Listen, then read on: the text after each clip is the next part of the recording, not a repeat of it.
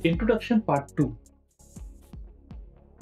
ये video start करने से पहले मैं आपको फटाफट ये बता देता हूँ कि पार्ट 1 में हम लोगों ने क्या क्या कवर किया था। पार्ट 1 में हम लोगों ने नेविगेट कैसे करना है ये जाना था, साइड में ये टूल्स क्या करते हैं इसके बारे में बताया था पार्ट 1 में, और ऑब्जेक्ट मैनिपुलेशन कैसे करना है ये सारे टूल्स के बारे में पार्ट 1 में हमने कवर किया था।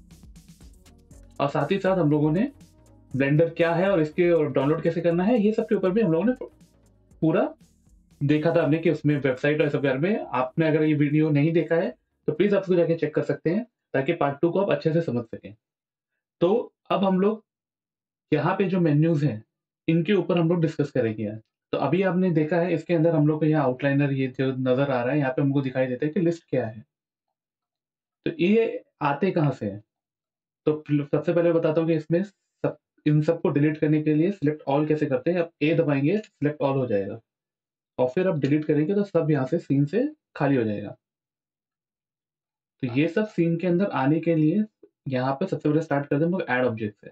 तो ऐड में जाएंगे तो यहाँ पर आपको मेश में, तो यहाँ आपको मेश नजर आ जाएगा, कर्व है, टेक्स्ट आप ऐड कर सकते हैं, और लाइट कैमरा, और काफी जो ज्यादा इंपॉर्टेंट चीज है जो ऐड से रिलेटेड सीन के अंदर कोई भी चीज जो ऐड करनी है वो इस ऐड मेन्यू में मिल जाएगा। तो जैसे हम लोग एक प्लेन को ऐड कर लेते हैं और नेक्स्ट हम लोग क्यूब ऐड कर लेते हैं, लेकिन आप देखा होगा हर चीज सेंटर में आती है। यहाँ पर जो भी चीज हम लोग ऐड करते हैं और यहाँ पे दिखता है।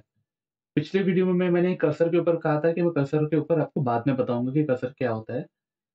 तो मैं अभी आपको बताता हूँ कि कर्सर से का एडवांटेज क्या होता है। अभी कर्सर जहां पर है न्यू ऑब्जेक्ट वहीं पर आता है, फिलहाल वो क्योंकि सेंटर पे है इसे दिखा रहा है। अगर इस कर्सर को हम लोग यहाँ क्लिक कर देते हैं तभी कर्सर यहाँ आ गया। कर्सर सिलेक्ट करने के बाद अगर आप जब क्लिक करेंगे तभी कर्सर ऐसा मूव करेगा।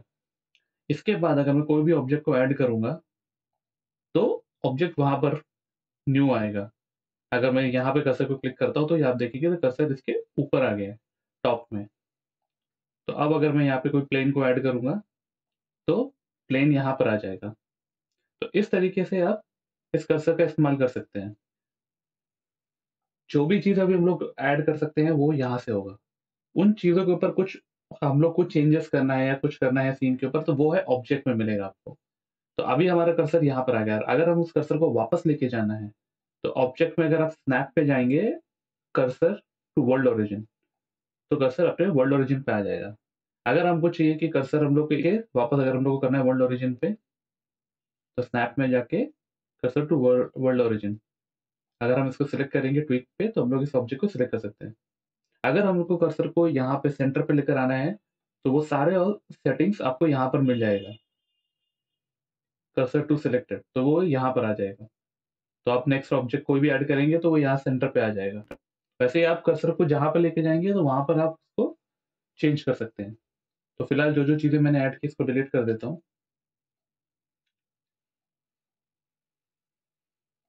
इस क्यूब को मैं साइड कर देता हूँ और मैं साइड साइड साथ ही साथ एक टेक्स्ट ऐड कर देता हूँ।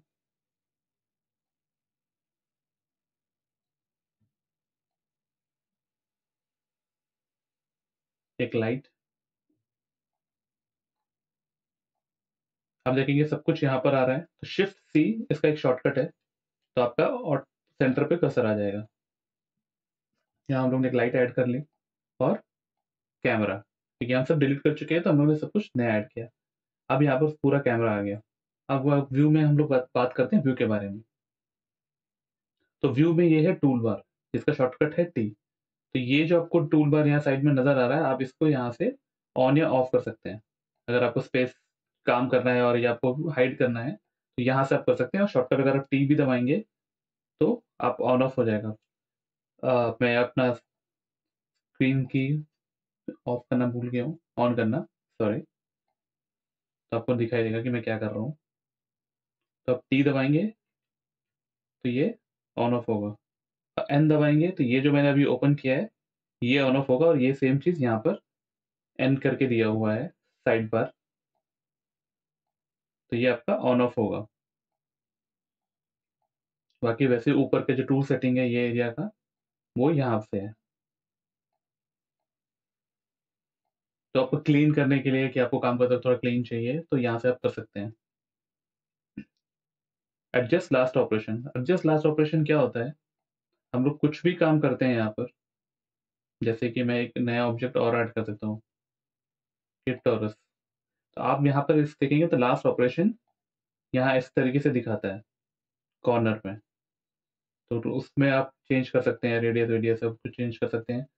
कोई भी नया ऑब्जेक्ट डाले हो या नए ऑब्जेक्ट के कोई भी आप काम करेंगे, अगर आप यहाँ पे भी अगर आपने मूव किया तो यहाँ पे लास्ट ऑपरेशन आ जाएगा कि मैं इसको आपने मूव किया है।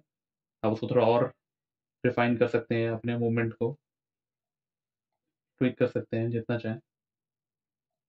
तो ये लास्ट ऑपरेशन होता है। तो इसको आप ऑन ऑफ कर सकते हैं। ऑफ कर देंगे तो फिर आपको नहीं दिखाई देगा यहाँ पर। फ्रेम सिलेक्टेड, ये काफ़ी इंपॉर्टेंट है। तो अभी जो पिछली बार हम लोगों ने किया था कि हम लोग यहाँ से पैन कर सकते हैं, ज़ूम कर सकते हैं। लेकिन इसमें एक इश्यू ये होता है कि अगर मान लीजिए आपका एक ऑब्जेक्ट काफ़ी दूर है, यहाँ से यहाँ पर है, और ये एक ऑब्जेक्ट को मैं यहाँ पे कर देता हूँ पीछे। तो अभी यहाँ से यहाँ तक जाने में और सब जाने में आप फ़ोकस नहीं कर पाते हैं उसके ऊपर। तो उसके लिए होता है ऑब्जेक्ट फ्रेम सिलेक्टेड। जब फ्रेम सिलेक्ट करेंगे तो आप डायरेक्टली उसको फ़ोकस कर पाएँगे और उस पे काम कर पाएँगे। आप अंडू करके यहाँ पे आके फिर यहाँ से इसको फ्रेम सिलेक्टेड कर सकते हैं, या यहाँ से भी किसी को भी सिलेक्ट करके आप फ्रेम सिलेक्टेड कर सकते हैं। और इसका शॉर्टकट है नंबर पैड का पीरियड। जो डॉट रहता है, 0 के बाजू वाला बटन जो रहता है डॉट, उसको अगर आप प्रेस करेंगे तो आप फ़ोकस कर पाएँगे किसी भी ऑब्जेक्ट पे।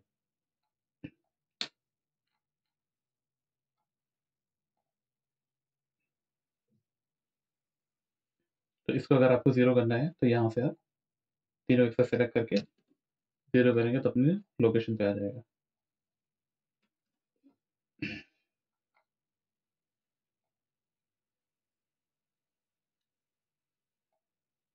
बाकी पर्सपेक्टिव, ऑर्थोग्राफिक व्यू, ये सब यहीं पर है। जो ये था पर्सपेक्टिव ऑर्थोग्राफिक व्यू जो हमने देखा था। बाकी कैमरा चेक करता हूँ, कैमरा, एक्टिव कैमरा। तो ये आपका एक्टिव कैमरा है, लेकिन फिलहाल वो देख रहे हो वहाँ कुछ भी नहीं है। तो अगर ये आपका जो एन है, जो शॉर्टकट एन, जो यहाँ से आप ऑन कर सकते हैं साइड बार। यहाँ पर आप व्यू में जाएंगे, अगर आप लॉक कर देंगे कैमरा टू व्यू, तब आप इसको मूव कर सकते हैं और फिर जिसको चाहो आप फोकस कर सकते हो। और जब आपको बाहर आना है, इसको आप ऑफ करेंगे और फिर बाहर अगर मिडिल क्लिक करेंगे तो आप बाहर आ जाएंगे कैमरा, तो आपका कैमरा सेट हो गया। तो यहाँ से आप कैमरे को ले सकते हैं, या फिर कैमरा का आपको, अगर आप इसको ऑफ करेंगे, ऑफ करने का आप यहाँ से सिलेक्ट करके इसको अंदर जाएंगे तो भी हो जाएगा। तो इस कैमरे को सिलेक्ट करेंगे तो भी आप कैमरे से अंदर बाहर हो सकते हैं। लेकिन अगर आप कैमरे को ही फोकस रखना है तो अब यहाँ पे जाके कैमरा टू व्यू करके आप मूव करेंगे तो फिर वो कैमरा ही सिलेक्टेड रहेगा।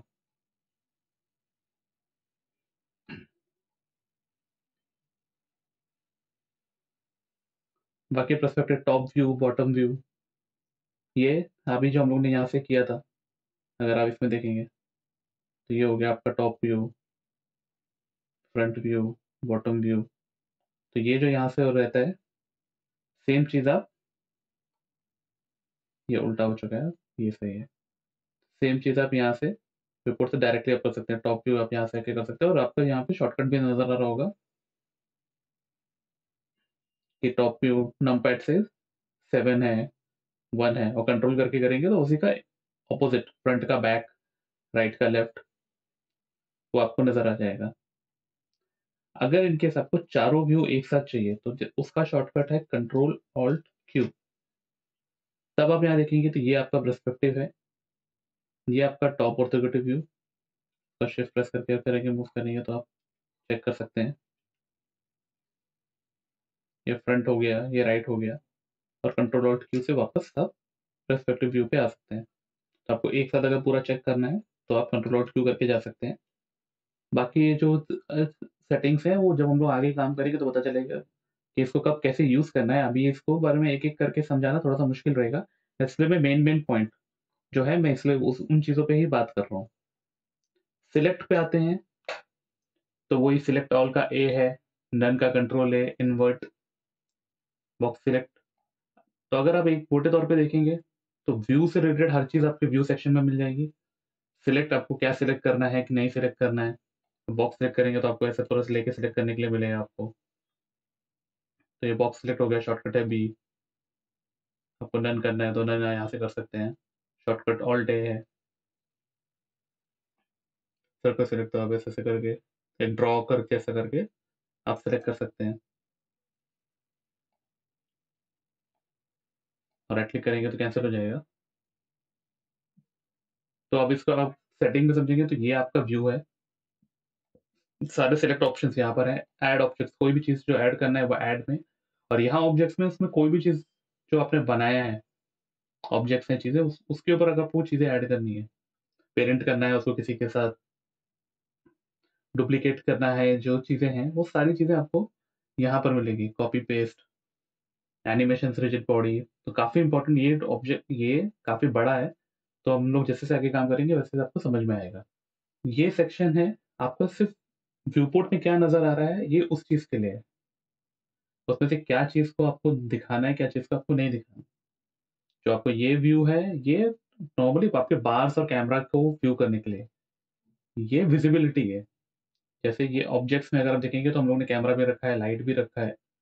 तो आप अगर मेश ऑफ करेंगे तो सारे मेश ऑफ हो जाएंगे, लेकिन आपका टेक्स्ट भी रखा हुआ है, टेक्स्ट है, लाइट है, कैमरा है, वो ऑफ नहीं होगा। और ये सिर्फ शो करने के लिए है, ये डिलीट नहीं हुए हैं, ये सिर्फ शो करने के लिए काम करते हैं। बहुत ज़्यादा कंजेस्टेड हो जाता है तो यहाँ से उन चीज़ों को ऑफ कर सकते हैं।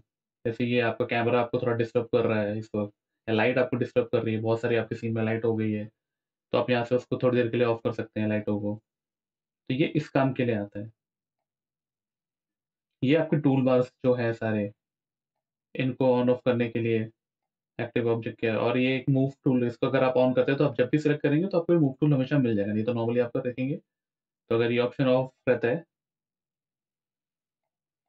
तो आपको नज़र नहीं आता कुछ भी, सिर्फ सिलेक्ट होता है। उसके बाद अगर आप सिलेक्ट करेंगे मूव टूल, तब मूव टूल आता है या रोटेट टूल आता है। तो अब इसको परमानेंट चाहे तो आप ऑन कर सकते हैं, तो ये हमेशा आपको मूव टूल आपको दिखेगा। और एक अब न्यू में अगर ऐसा ऑन कर देंगे तो आपके लिए काफ़ी बेटर रहेगा काम करने के लिए। वैसे रोटेट स्केल, फिर इमेज प्लेन और ये सब, ये तो बाद में बताऊंगा तब ज़्यादा क्लियर रहेगा। ये ओवरले है।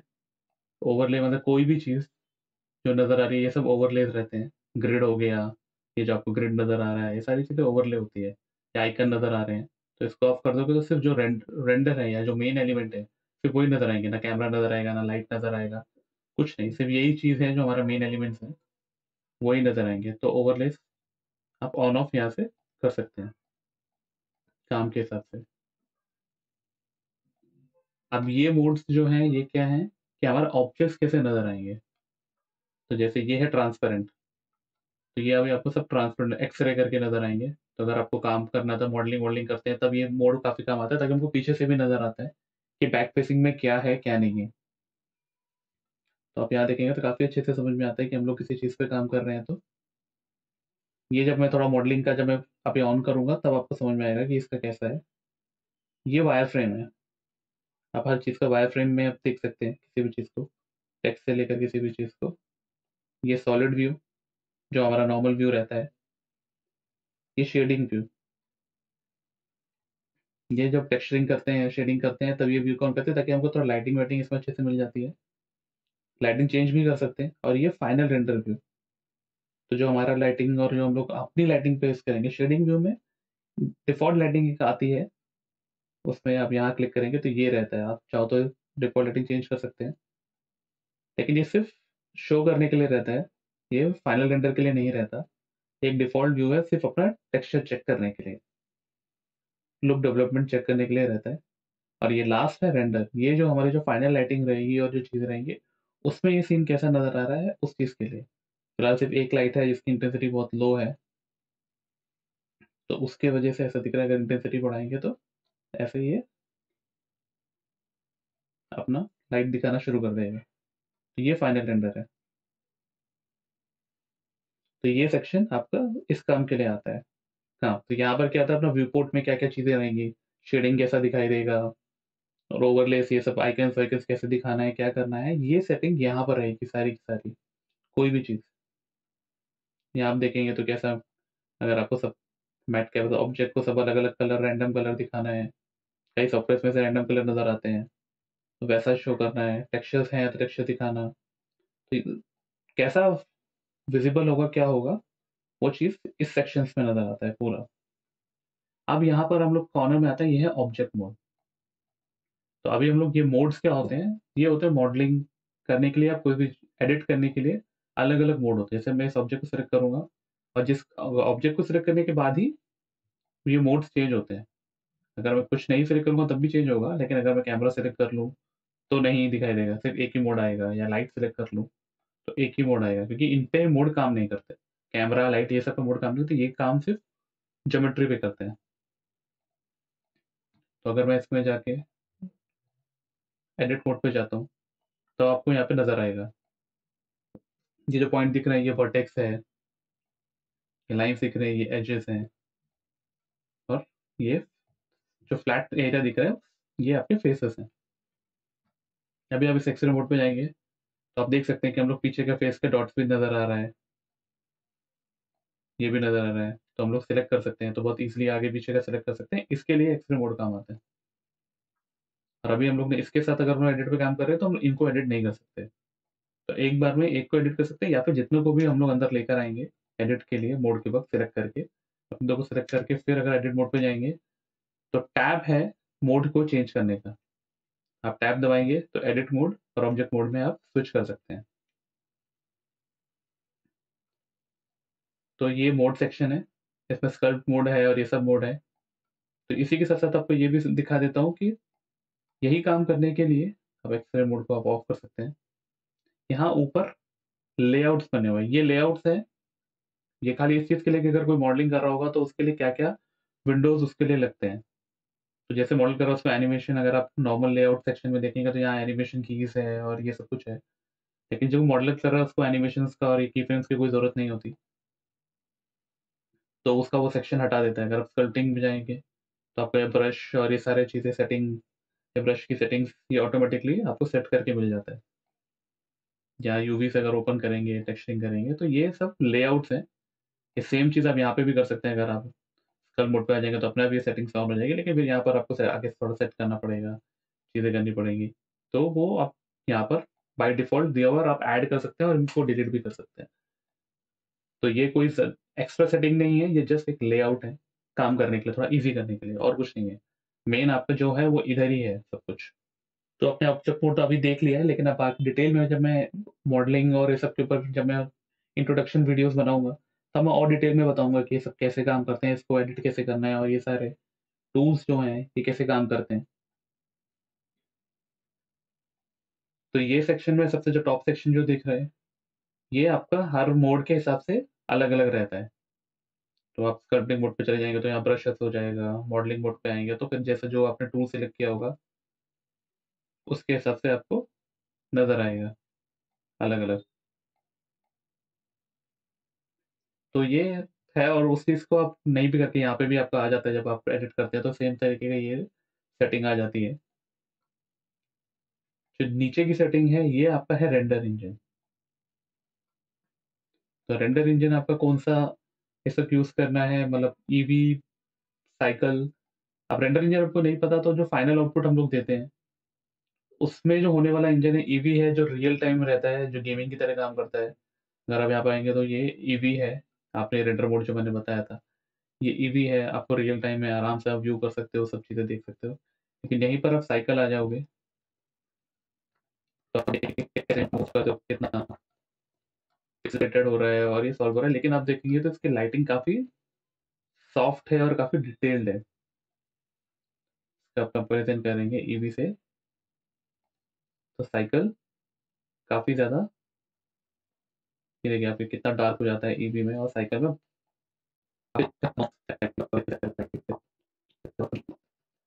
काफ़ी फिज़िकली एक्यूरेट है। मतलब रियल वर्ल्ड की तरह सीन, लाइटिंग काम करता है, सब कुछ करता है, लेकिन तो इससे दोनों के अपने-अपने एडवांटेजेज़ हैं। इसके ऊपर भी जब मैं काम करूँगा, लाइटिंग वाइटिंग के ऊपर बताऊँगा, तब मैं ज़्यादा डिटेल में समझाऊँगा। लेकिन ये आपकी रेंडर सेटिंग है, जो पूरे प्रोजेक्ट की सेटिंग रहती है। आप ऐसे एक-एक ऑब्जेक्ट की सेटिंग अलग नहीं होती। ये सबकी सेटिंग सेम रहती है। आप चाहे किसी में जाओ, ये सब यहाँ तक का जो आपकी सेटिंग है, ये सबकी एक जैसी है, ये पूरे प्रोजेक्ट की एक सिमिलर सेटिंग रहती है। तो आपका ये ईवी रेंडरिंग सेटिंग है, उसके और जो सब पैरामीटर्स हैं वो हम आगे चल के डिस्कस करेंगे। ये आपके डायमेंशंस हैं। डायमेंशंस माने आपका साइज, कैमरा का साइज। आपका जो रेंडर होगा वो कैमरा का साइज जो है, ये जो आपको लाइन दिख रही है उसके डायमेंशन है। ये फिलहाल ये एचडी में सेट है, आप चाहो तो इसको चेंज कर सकते हो। आप इसको स्क्वायर करना है तो 1080 करके, तो ये आपका स्क्वायर हो गया। होम प्रेस करेंगे तो आपका सेट हो जाएगा। स्क्रोल से कम ज़्यादा कर सकते हैं इसका रेंडर सेटिंग, लेकिन फिलहाल मैं इसको वापस 1920 कर देता हूँ। लेकिन ज़्यादातर हम लोग एचडी में ही काम करते हैं। ये आपका फ्रेम रेट है 24 FPS। तो ये आप किस चीज़ में काम करना है उसके हिसाब से सेट कर सकते हैं आप इसको 24 FPS। आजकल 60 FPS पे भी लोग काम करते हैं। अगर आप इंडिया के हिसाब से काम करेंगे, जो नॉर्मली टीवी सीरियल या फिर वो सब चीज़ों के हिसाब से काम करता है, तो 25 FPS रहता है। मूवीज़ के लिए काम करेंगे तो 24 रहता है। और अगर आप यूएस के हिसाब से करेंगे तो 29.97 रहता है। तो ये डिफरेंट डिफरेंट फ्रेम रेट्स आप जैसा चाहे उसको सेट कर सकते हैं। तो ये सेटिंग आपको यहाँ पर मिलेगी, आउटपुट प्रॉपर्टीज जो है आपकी यहाँ पर। यहाँ आपको फाइल, आउटपुट फाइल कहाँ पे करना है, किस फॉर्मेट पे आपको रेंडर करना है, ये सारी चीज़ें भी आपको यहाँ पर मिलेंगी। यहाँ पर आपको MP4 से लेकर सब JPEG वेपेग हर फॉर्मेट यहाँ पे आपको मिल जाएगा। ये रेंडर प्रोसेस है, ये काफ़ी थोड़ा सा टेक्निकल हो जाएगा। जब रेंडर करेंगे तब उसको बताएंगे कि कैसे कैसे अलग अलग पास में रेंडर करके फिर फोटोशॉप या फिर किसी किसी भी थर्ड पार्टी सॉफ्टवेयर गेम में जो फिर ओपन सोर्स है उसमें कैसे ले जाके उसको ठीक वो करते हैं, थोड़ा और एनहांस करते हैं अपने रेंडर्स को। तो उसके लिए यहाँ से प्रोसेस लगता है, जो मैं आगे फ्यूचर में दिखाऊंगा इसको, इस पे काम कैसे करते हैं। ये आपका सिस्टम का है, सीन प्रॉपर्टीज का है पूरा। तो यहाँ पे आपका फाइनल सीन में कि कितना कैमरा है, कौन सा कैमरा सेट करना है, और ये सारी चीज़ें। यूनिट्स यहाँ काफ़ी इंपॉर्टेंट होती है कि यहाँ पर अपने यूनिट सेट करते हैं कि किस यूनिट पे आप काम करने वाले हैं। क्या आपका लेंथ, आपका मीटर पे किस लेंथ पे आप काम कर, जैसे आप आर्किटेक्चर कर रहे हैं तो आप मीटर पे काम करना चाहते हैं, सेंटीमीटर पे, किलोमीटर पे। तो यहाँ पर मास और ये सारी चीज़ें, ये सब आपको जो रीडिंग्स हैं, जो आपके पैरामीटर्स होंगे, वो उसको किस बेसिस पे वो रीड करना है कि 1 का मतलब 1 मीटर है कि 1 किलोमीटर है। वो चीज़ यहाँ से आप सेट कर सकते हैं। टेम्परेचर भी आप चेंज कर सकते हैं, केल्विन, सेल्सियस। ये जब आप लाइटिंग करेंगे तब ये सारी चीज़ें, टेम्परेचर, ये सारी चीज़ें इंपॉर्टेंट रहती हैं। और डायनेमिक्स में भी ये टेम्परेचर का रहता है, टाइम्स का भी आप चेंज कर सकते हैं, मिली सेकेंड, सेकेंड्स। तो ये यूनिट का है पूरा। और बाकी नीचे तो ग्रेविटी और रिजिड बॉडी और ये सारी चीज़ें हैं। ये सारी चीज़ें डायनेमिक्स से रिलेटेड है। ये है बैकग्राउंड। तो ये जो हमारे पीछे का जो बैकग्राउंड है, आप रेंडर सेटिंग पे हैं, तो ये क्या रहेगा, ये यहाँ पे चला, अभी ग्रे दिख रहा है, मैं ब्लैक कर दूंगा तो पूरा ब्लैक हो जाएगा। तो रेंडर जो बैकग्राउंड है वो यहाँ पर आएगा। तो यहाँ पर आप चेंज कर सकते हैं बैकग्राउंड, कि आपको बैकग्राउंड क्या चाहिए, कैसा चाहिए। तो इसमें HDRI और ऐसे इमेजेस भी डाल सकते हैं हम लोग। तो ये उसको चेंज यहाँ से करना है, ये है बैकग्राउंड से। कलेक्शंस, तो ये तो कलेक्शन से रिलेटेड चीज़ें हैं जो हम लोग बाद में डिस्कस करेंगे। ये है ऑब्जेक्ट प्रॉपर्टीज। तो ये ऑब्जेक्ट प्रॉपर्टीज में क्या, आप वही जो आप ट्रांसफॉर्म रोटेट करते हैं वहाँ यहाँ पर उनकी रीडिंग्स आती है। हम सॉलिड व्यू पे आ जाते हैं, तो यहाँ पे इन सब चीज़ों की रीडिंग आती है, XYZ। अगर आपको ऐसा एकदम प्रिसाइज मूव करना है तो आप यहाँ से कर सकते हैं। आपको 3 यूनिट जाना है, -3 जाना है, इसको 0 करना है, तो यहाँ से कर सकते हैं। इसको आप 90 डिग्री मूव करना है, फिलहाल वो क्यों है नहीं समझ में आएगा। अब इसको करते हैं 90 डिग्री, तो आपको दिखाई देगा कैसे ये रोटेट हो रहा है। स्केल है, तो यहाँ आप एग्जैक्ट यूनिट के साथ आप काम कर सकते हैं। आप यहाँ पे भी करेंगे तभी आप देखेंगे कि ये यूनिट यहाँ चेंज हो रहा है।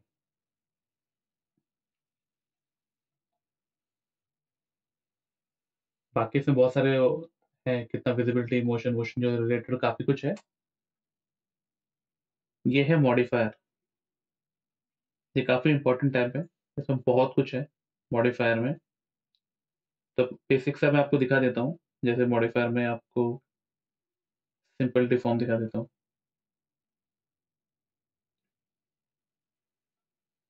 इसमें आपको समझ में नहीं आएगा, क्या बताऊँ, इसमें दिखाता हूँ। सबसे पहले सब डिवीजन सरफेस,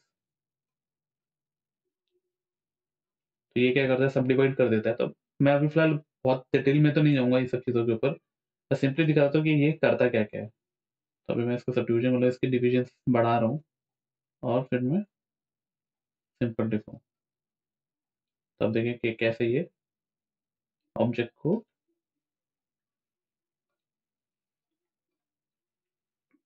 डिफॉर्म कर सकता है। तो मेन क्या, ऑब्जेक्ट को डिफॉर्म करना या ऑब्जेक्ट को चेंज करना या उसको ऐसे करना, उसके लिए अगर तो उसमें काफ़ी रेडीमेड एक तरीके से प्रीसेट कह सकते हैं इसको, प्रीसेट नहीं है ये, लेकिन एक तरीके से प्रीसेट कर सकते हैं कि जिससे आप डाल के आप इसको आराम से इजीली इसको मैनिपुलेट कर सकते हैं चीज़ें डाल के। इसको स्मूथ शेड कर देंगे तो नहीं, ये नहीं रहेगा।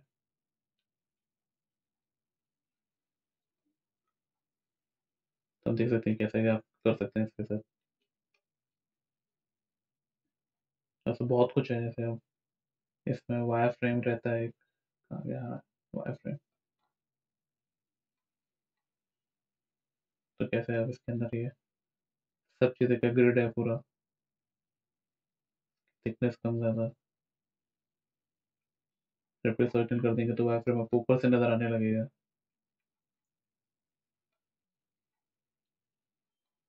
तो ऐसे इसमें बहुत सारे हैं, आप उसको एक दूसरे के साथ मिक्स एंड मैच कर सकते हैं।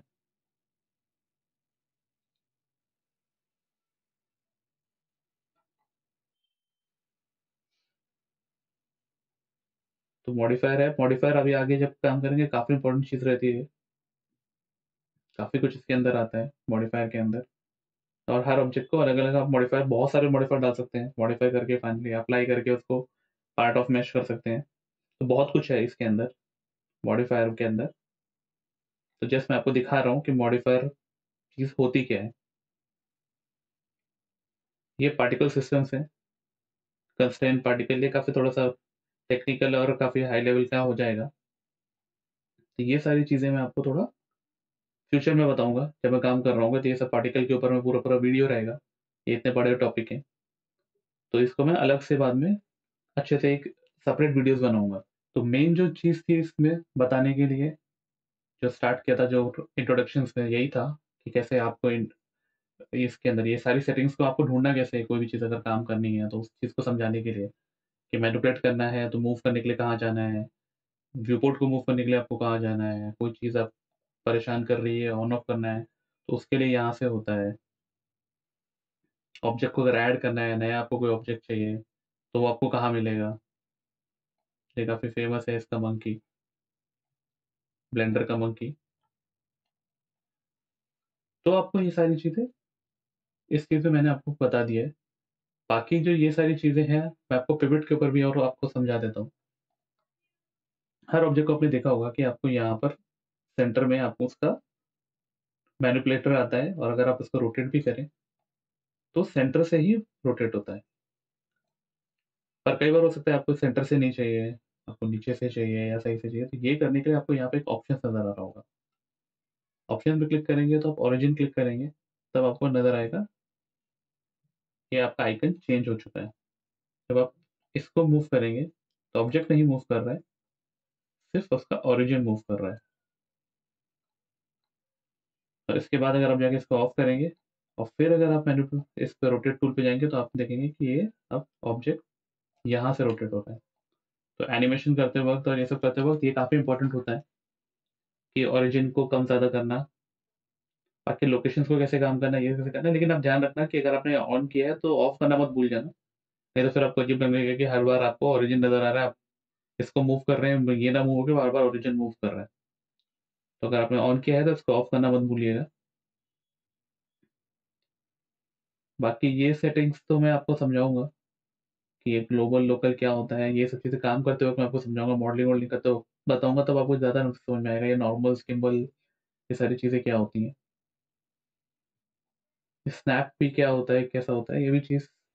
चलो मैं स्नैप दिखा देता हूँ कि स्नैप क्या होता है। कि अगर आपने इसको सिलेक्ट किया हुआ है और आप चाहिए कि आपको यहाँ पर इस वाले ग्रिड के इस पॉइंट तक अगर आपको आना है, तो अभी अगर ऐसा करेंगे तो बहुत ही अप्रॉक्स करके आएंगे, चेक करेंगे, जूम करके चेक करना पड़ेगा कि यहाँ पर आया है कि नहीं आया है, पता नहीं। बहुत ऐसा लगेगा कि आ गया है, फिर और जूम करेंगे तो पता चलेगा नहीं, थोड़ा सा ऑफ रह गया। लेकिन अगर इसी की जगह पर अगर आप स्नैप टूल ऑन करेंगे, यहाँ पे इसकी सेटिंग है कि आपको कैसे करना है, इंक्रीमेंट करना है कि आपको ग्रिड करना है। ये चीज़ आप जैसे जैसे काम करेंगे आपको समझ में आता रहेगा कि ये सब चीज़ें क्या होती हैं। तो जैसे अभी इसमें वो इंक्रीमेंट पे ही है, हम देखेंगे तो हर चीज़ एक सीधा सीधा आपको ये बस हो गया, तो आपका सेट हो गया। और यहाँ पे भी देखेंगे तो हर बार एक एक इंक्रीमेंट, एक जंप करके जाएगा, बीच में नहीं जाएगा। तो ये स्नैप टूल है, जब आपको काम बहुत प्रिसाइसली करना होता है तो इसके हिसाब से करते हैं। स्नैप टूल काफ़ी काम का होता है। जैसे अभी हम लोगों ने इसको भी जब यूज़ कर रहे थे अपने ओरिजिन को,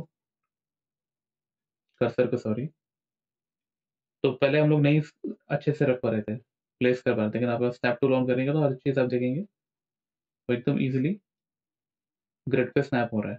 तो अगर आप इसको वापस अपने और वर्ल्ड में लेके जाना है तो आप यहाँ पे ऐसे करके ले जा सकते हैं। शिफ्ट सी अगर प्रेस करेंगे तो आपका सेंटर ऑफ वर्ल्ड में आ जाएगा। नॉर्मली इसका इस्तेमाल ऐसे ही क्लिक किया करके यूज़ होता है। अगर आप इसको वर्टेक्स में अगर मोड को चेंज कर देंगे तो यहाँ इसके कॉर्नर पे आ जाएगा।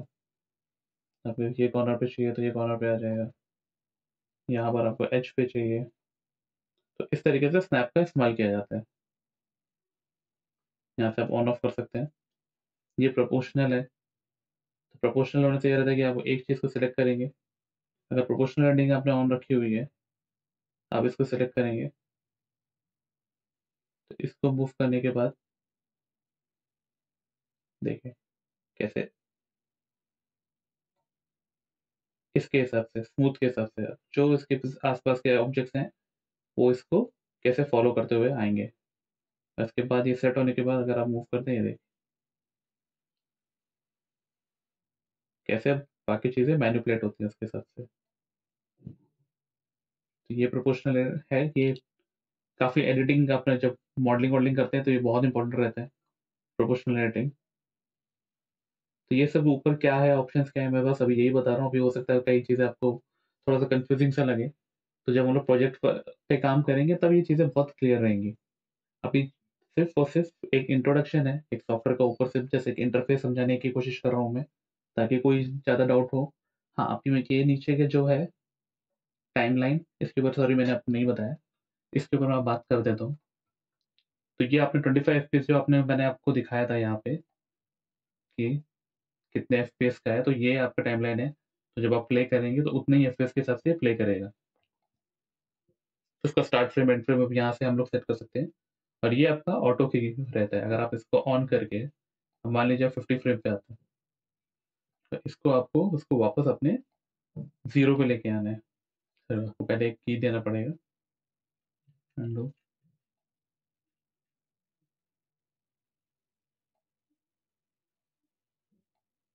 ये यहाँ पर ये की फ्रेम रहता है हर चीज़ का। आप कहीं पे जाएंगे ये डॉट्स जो हैं ये रहते हैं कीज। तो इसको सेलेक्ट करके कलर चेंज हो जाएगा, इसका मतलब ये की हो रहे हैं। तो अभी मैंने इसको किया हुआ है कीज।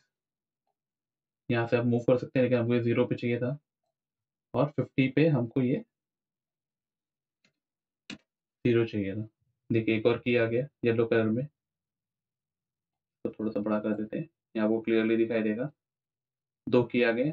अब इसको मूव करेंगे तो स्पेस बार दोबारा से प्ले होगा। किस तरीके से ये आ गया, ये स्लो स्टार्ट होके स्लो एंड हो रहा है। लेकिन अगर आपको चाहिए तो ये बाद में एकदम एक ही स्पीड से आके एक ही स्पीड से एंड होगा। ऐसे स्लो इन स्लो आउट जो अभी दिखाई दे रहा है जैसा, वैसा नहीं होगा। उसकी सेटिंग्स रहती हैं, तो ग्राफ में जाके इसको चेंज कर सकते हैं। लेकिन ये मैं जब एनिमेशन के ऊपर जब डिस्कस करेंगे तब मैं दिखाऊंगा। अभी सिर्फ जिसमें आपको थोड़ा सा की फ्रेम कैसे करना है, क्या करना है। आप अगर कैमरे में आते हैं, मान लीजिए आप कैमरे पे हैं, तो कैमरे के साथ भी आप ऐसा कर सकते हैं। आपने की कर दिया है,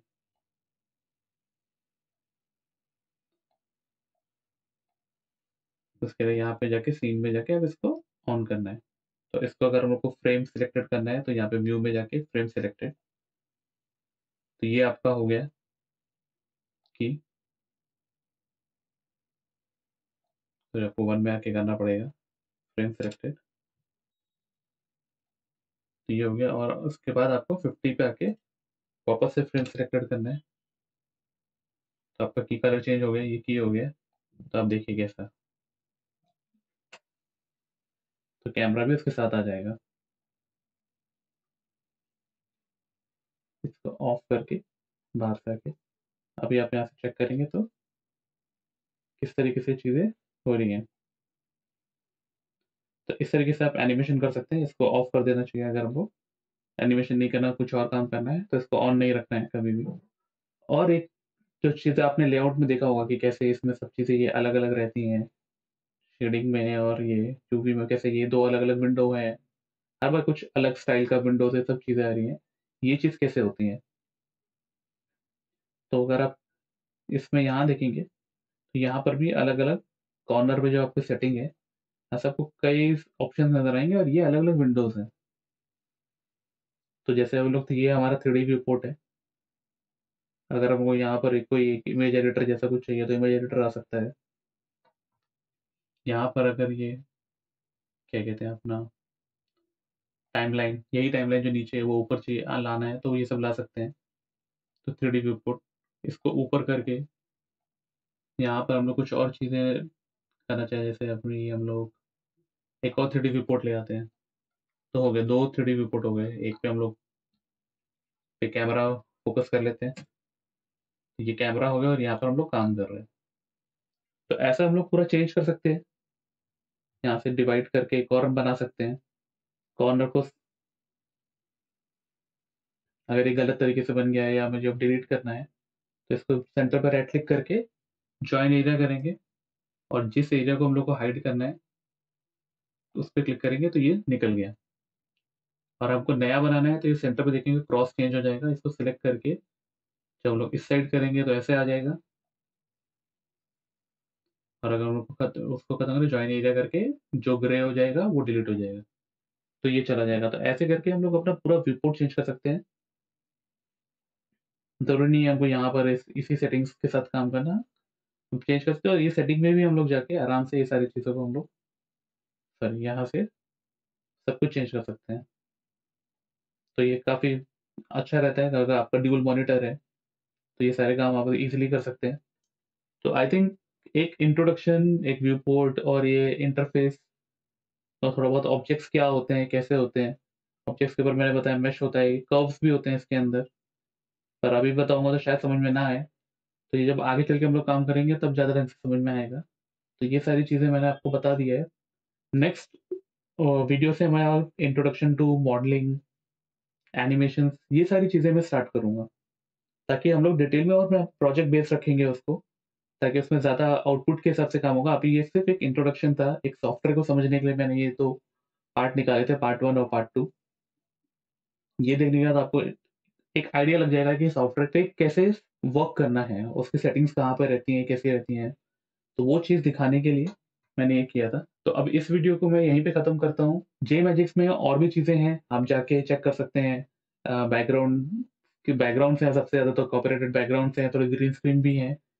तो वहाँ जाके ये सब चीज़ें चेक कर सकते हैं और ये ट्यूटोरियल सीरीज़ भी मैंने स्टार्ट किया है। आपको पसंद आता है तो प्लीज़ आप सब्सक्राइब कीजिए, इस वीडियो को लाइक कीजिए और तो मैं अगर नेक्स्ट वीडियो में उसको कवर करने की कोशिश करूँगा और हो सके अगर बहुत सिंपल होगा तो मैं कमेंट में ही उसका जवाब देने की पूरी कोशिश करूँगा। इस वीडियो को देखने के लिए बहुत-बहुत शुक्रिया।